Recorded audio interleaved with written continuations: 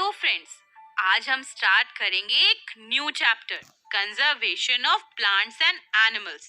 और आज इस मॉड्यूल में हम जानेंगे कि बायोडायवर्सिटी क्या होती है और बायोडायवर्सिटी से रिलेटेड ही कुछ टर्म्स के बारे में भी डिस्कस करेंगे। तो चलिए स्टार्ट करते हैं बायोडायवर्सिटी से। बायोडायवर्सिटी फ्रेंड्स, हमने क्लास 7 में फॉरेस्ट का चैप्टर पढ़ा था, याद है आपको? उसमें हमने पढ़ा था कि फॉरेस्ट में कई तरह के प्लांट्स, एनिमल्स और माइक्रो ऑर्गेनिजम्स पाए जाते हैं, है ना? There is a diverse variety of plants, animals and micro organisms in forest. इसी तरह से फ्रेंड्स, डेजर्ट रीजन में और वाटर बॉडीज जैसे कि सीज और पॉन्ड्स में भी कई तरह के प्लांट्स, एनिमल्स और माइक्रो ऑर्गेनिजम्स पाए जाते हैं, है ना? तो किसी भी जगह पर, किसी भी रीजन में जो डिफरेंट तरह के प्लांट्स, एनिमल्स और माइक्रो ऑर्गेनिजम्स पाए जाते हैं, उसे कहते हैं बायोडायवर्सिटी या बायोलॉजिकल डाइवर्सिटी। क्या कहते हैं? Biodiversity. So what is biodiversity? The variety of organisms, plants, animals and microorganisms existing on the earth is called biodiversity or biological diversity। समझ आ गया? गुड। तो फ्रेंड्स, हमने जो अभी कहा कि फॉरेस्ट में डिफरेंट, डेजर्ट में डिफरेंट और वाटर बॉडीज में डिफरेंट ऑर्गेनिजम्स पाए जाते हैं, इसका मतलब क्या हुआ? इसका मतलब ये हुआ कि biodiversity of forest, deserts and aquatic habitats is very different from each other। यानी फॉरेस्ट, डेजर्ट और एक्वेटिक हैबिटेट्स में जो बायोडायवर्सिटी है वो एक दूसरे से बहुत ज्यादा अलग है। यानी इन सब जगहों पर अलग अलग तरह के प्लांट्स और एनिमल्स पाए जाते हैं। और आपको पता है कि हमारी अर्थ पर अराउंड 10 मिलियन तरह के ऑर्गेनिजम्स पाए जाते हैं, जिनमें से हम अब तक अबाउट 1 और 2 मिलियन ऑर्गेनिजम्स के बारे में ही जान पाए हैं। इसका मतलब there is a vast biodiversity on earth, है ना? अब फ्रेंड्स, आपको बायोडायवर्सिटी का मतलब तो समझ आ गया, है ना? अब फ्रेंड्स, बायोडायवर्सिटी में हम ऑर्गेनिजम्स के आपस में क्या रिलेशन है और इन ऑर्गेनिजम्स का एनवायरनमेंट से क्या रिलेशन है, ये भी डिस्कस करते हैं। तो ब्रॉडर व्यू में अगर हम बायोडायवर्सिटी को डिफाइन करना चाहें तो हम कहते हैं कि बायोडायवर्सिटी और वी से biological diversity refers to the variety of organisms existing on the earth, their interrelationships and their relationship with the environment। समझ आया आपको? एक बार फिर से देखें। Biodiversity refers to the variety of organisms existing on the earth, their interrelationships and their relationship with the environment। अब discuss करते हैं बायोडायवर्सिटी से रिलेटेड कुछ टर्म्स के बारे में। सबसे पहला टर्म है हैबिटेट, और ये तो आपको पता ही है, प्रीवियस क्लासेस में पढ़ चुके हैं ना। The natural environment of a plant or an animal where it lives and reproduces is called its habitat। यानी कोई भी प्लांट जिस जगह नेचुरली ग्रो करता है या कोई भी एनिमल जिस जगह रहता है, रिप्रोड्यूस करता है, वो उसका नेचुरल एनवायरनमेंट होता है, उसे हम उसका हैबिटेट कहते हैं। जैसे कि कैमल का हैबिटेट है डेजर्ट और लोटस का हैबिटेट है पॉन्ड। तो हैबिटेट समझ आ गया ना? The natural environment of a plant or an animal where it lives and reproduces is called its habitat। Next है बायोस्फीयर। बायोस्फीयर क्या है?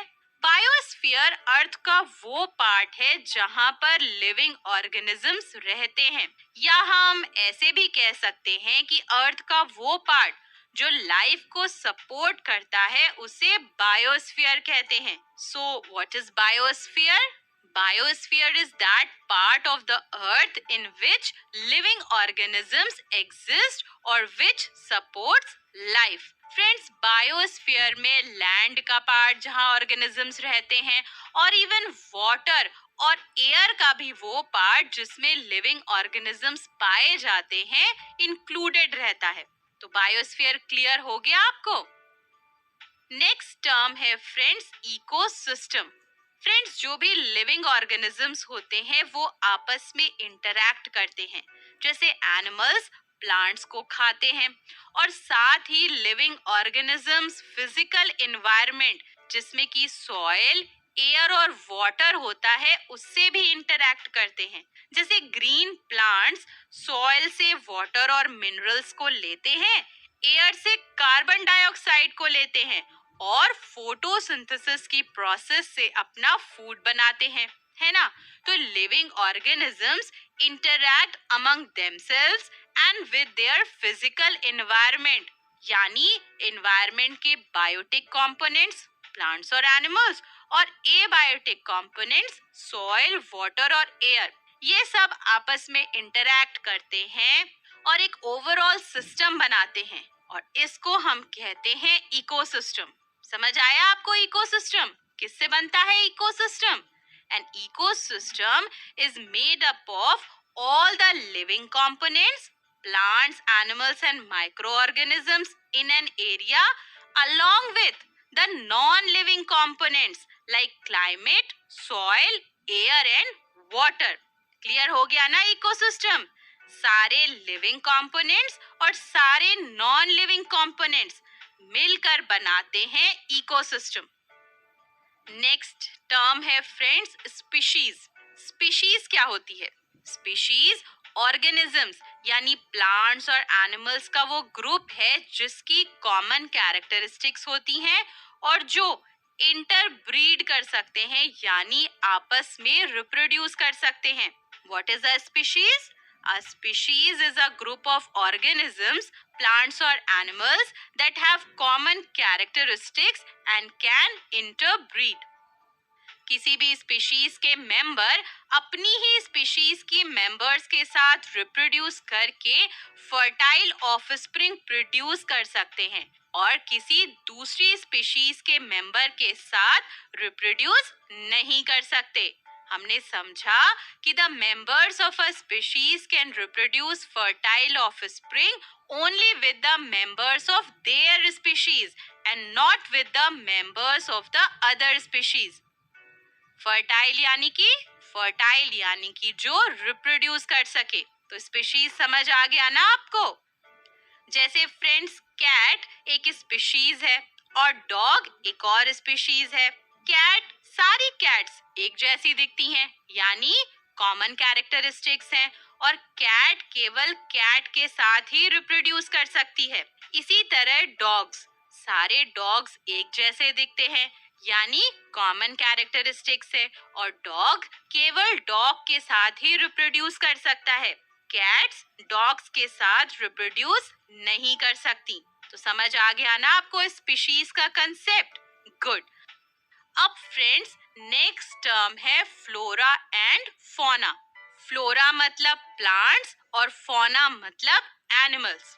All the different kinds of plants found in a particular area are called flora and all the different kinds of animals found in a particular area are called fauna. किसी भी area में जो different तरह के plants पाए जाते हैं, grow करते हैं, उन्हें उस जगह का फ्लोरा कहते हैं और किसी भी एरिया में, रीजन में जो डिफरेंट तरह के एनिमल्स पाए जाते हैं उन्हें उस जगह का फौना कहते हैं। और फ्रेंड्स एक पर्टिकुलर जगह के फ्लोरा और फौना मिलकर उस जगह की बायोडायवर्सिटी बनाते हैं। समझ आया ना आपको? किसी भी जगह पर जो प्लांट्स पाए जाते हैं वो फ्लोरा और जो एनिमल्स पाए जाते हैं वो फौना और मिलकर बनाते हैं biodiversity of that particular region और एरिया।